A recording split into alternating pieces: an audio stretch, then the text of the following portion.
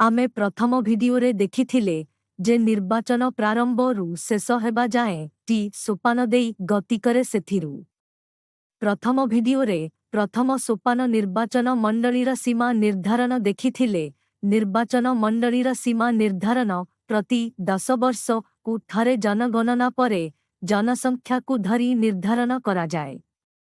द्वितीय सोपान थिला संपूर्ण मतदाता तालिका प्रकाशित।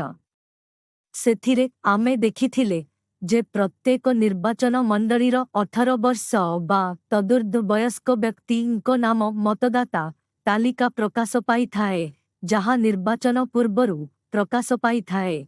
एही तालिकारे नूतन नाम जोड़ा जाई थाए ओ मृत ओ अयोग्य व्यक्तिंको नाम को कटा जाई थाए। एहा परे तृतीय सोपान थिला निर्वाचन कार्यक्रम घोषणा एवं रिटर्निंग ऑफिसर और निर्वाचन प्रक्रिया रे संपृक्त अन्य कर्मचारींको नियुक्ति।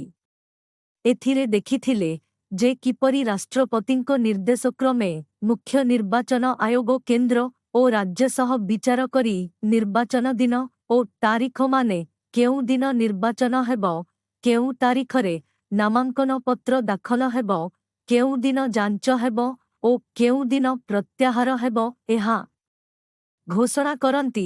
ता सहित रिटर्निंग ऑफिसर, परिदर्शक और प्रिजाइडिंग ऑफिसर और राज्य मुख्य निर्वाचन अधिकारी को नियुक्ति दियंती।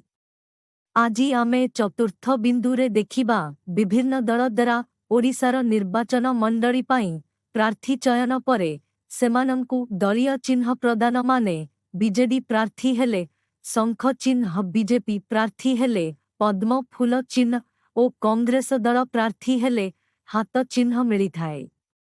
एठारे आमक गोटिए कथा मने रखिबाकू हेबा जे निर्वाचन लढ़िबाकू इच्छुक प्रार्थींको सर्वनिम्न बयस 25 वर्ष हेबाकू पड़िबो।